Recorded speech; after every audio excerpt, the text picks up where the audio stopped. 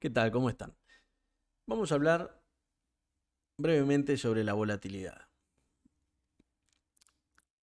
No me voy a adentrar en la técnica del trading de volatilidad y demás, porque bueno, eso requiere un tiempo adicional que no es el objeto de este video y no lo tengo ahora. Eso realmente se ve en el curso, porque requiere toda una explicación. Pero me voy a enfocar en cómo la plataforma puede ayudarnos a buscar esas zonas de volatilidad o beneficiar al vendedor de opciones, que lo que busca el vendedor de opciones es vender con alta volatilidad, porque vender con alta volatilidad significa vender primas que valen caras, propiamente dicho. Digamos, en términos relativos, la alta volatilidad es una prima cara.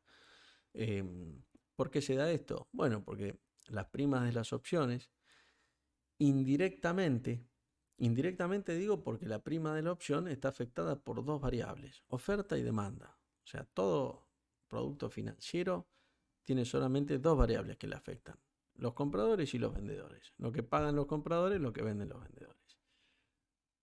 Entonces, esta dinámica entre oferta y demanda, esta dinámica de subasta, indirectamente nos muestra cuál es la expectativa del mercado a futuro. ¿Qué quiero decir con esto? Cuando el inversor, vamos a poner por caso, yo por ejemplo, no sé. Entonces, yo creo que YPF el mes que viene va a valer 1.200. Hoy no sé, vale 900, 1000. No vi cuánto cerró, pero 9.50 vamos a ponerle. Yo creo que va a valer 1.200 en 30 días. Entonces voy a estar dispuesto a pagar más por un call. ¿Qué es lo que voy a estar dispuesto si me aseguran que no va a valer más de 1000? Y es lógico. O voy a estar más dispuesto si yo sé cuál es la probabilidad de que el papel suba. Y bueno, la probabilidad, podemos decir, no nos vamos a meter en el estudio de la probabilidad, pero por ejemplo, acá estamos viendo la distribución de los retornos, es decir, esto estamos viendo Galicia, ¿no? Acá lo que nos dice esto es cuál es la cantidad en el último año, cuál es la cantidad de veces que el papel, por ejemplo, bajó un 5%, 9 veces, por ejemplo. ¿Y cuál es la cantidad de veces que subió un 10%? No lo sé exactamente, pero calculo que debe haber sido una o dos. Una vez 9, una vez 10, una vez 8.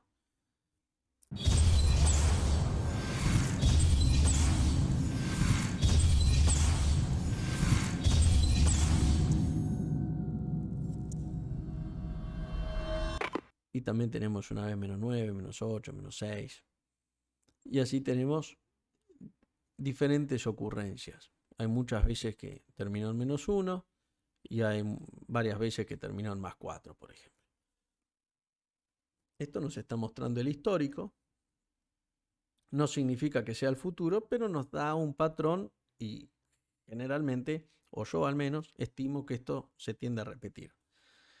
Entonces cuando veo esta figura así, que veo, como ustedes verán, esta parte, digamos, yo eh, la veo corrida hacia la derecha, significa que el papel tiende a subir más veces, más proporción de las veces que baja, ¿no? ¿Y esto qué va a hacer? Bueno, esto lo que va a generar es que esta curva, que es la de volatilidades implícitas, tenga esta forma de skew, digamos, que es que está corrida hacia la derecha, porque bueno, hay más, como el papel se mueve más veces hacia arriba, hay los traders, los operadores, los inversores, están más dispuestos a pagar por calls fuera del dinero que a pagar por puts fuera del dinero, puesto que hay menos veces que el papel baja y más veces que el papel sube. Esto es un tema que hay para profundizar porque es muy interesante, sin meternos en matemática compleja, sin meternos en discutir los modelos, ¿no? Yo creo que esta es mi visión, no digo que sea la única, ni mucho menos, por supuesto, pero sí creo que es importante entender, o que está bueno entender, de dónde surgen este tipo de dónde surge la curva de volatilidades, de dónde surge, y qué es lo normal y lo esperable, para que no nos sorprenda. Es decir, nosotros sabemos que esta es la curva, ¿no? Dicho sea de paso, esta es una nueva funcionalidad que tenemos en la plataforma de Dentaku. El last es el último precio operado, o el... Sí, ahora como cerró el mercado es el cierre de hoy. Y el close, que le vamos a cambiar el nombre, es el cierre de ayer. Entonces acá nos está comparando la volatilidad implícita de hoy sobre la de ayer. Y nos muestra el diferencial. Así de esta forma podemos ver cómo se mueve la curva.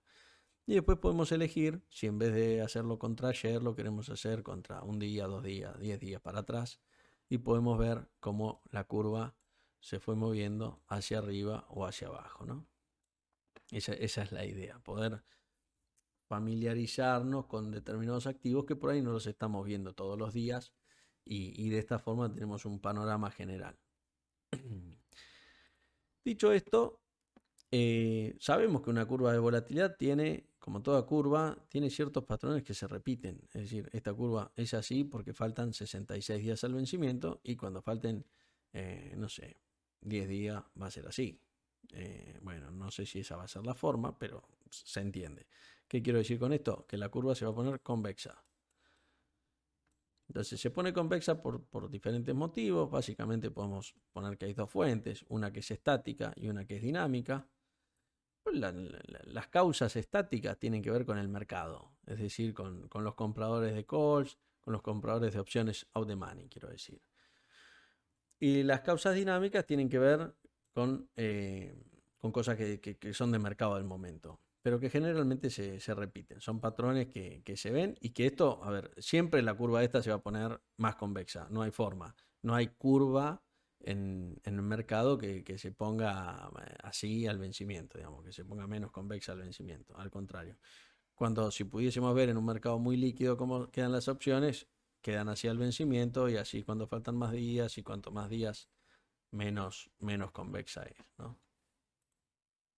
Me fui por la rama, vamos a volver. Acá tenemos el gráfico de las diferentes volatilidades, la implícita, la realizada de 20 y de 40 días.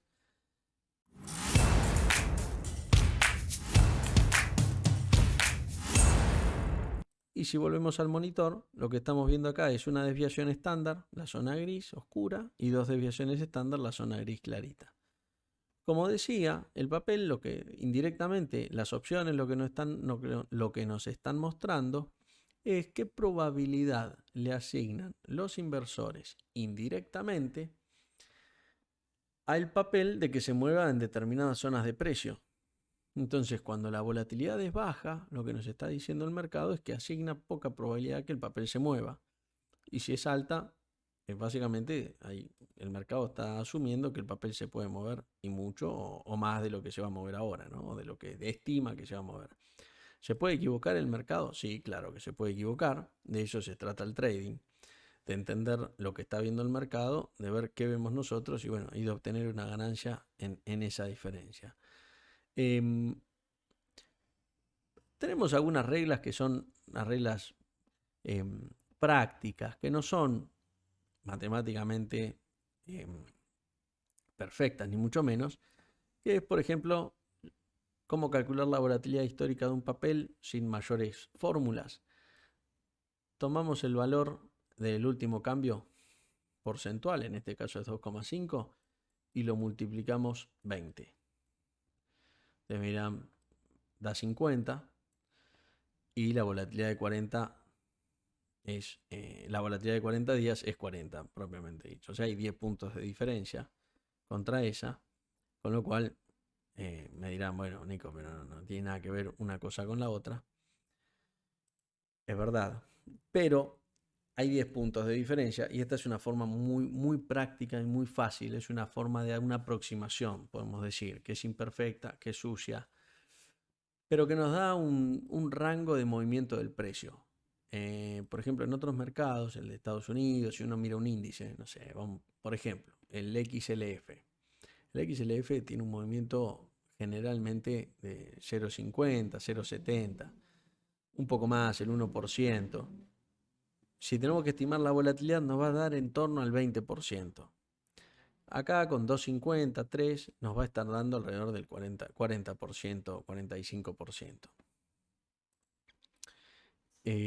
Nos da esa aproximación, nos da una idea de qué es lo que estamos mirando. Por otro lado, tenemos el cálculo del movimiento esperado del precio. Acá tenemos la desviación estándar.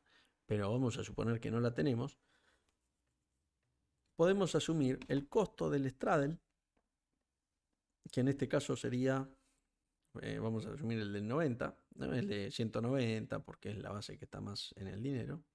Entonces vamos a tomar 19 y en este caso, y bueno, vamos a tomar un mid market 5,80. Estamos hablando de 25 en este caso. Entonces tenemos 25 más menos 190 o 190 más menos 25. Ese es el movimiento esperado. Perdón, esto por el 80%, 85%, es el movimiento esperado en un día del papel ante un escenario binario. Por ejemplo, ganancias. Ahora que había un tema con las ganancias de Galicia, que bueno, más allá de que no es el grupo, sino que es el banco y demás, nada, me acordé de ese tema. Pero esta es una forma, por ejemplo, de calcular eventos binarios, ¿no? Esto es como se calculó históricamente en el piso. Obviamente que alguien que viene o que lo va a modelar matemáticamente va a decir, no, pero esto es incorrecto porque mirá la variable. Bueno, son diferentes aproximaciones al mercado. Esta es una aproximación del trader de piso que necesita algo práctico, que el trader de piso antes no tenía ni siquiera computadoras, ahora obviamente que tiene, pero generalmente el trader cuando está operando lo que ve, no lo que cree que debieran valer las cosas. O sea, cuando uno está haciendo, por ejemplo, uno está operando, haciendo mercado, eh, opera en base a lo que ve.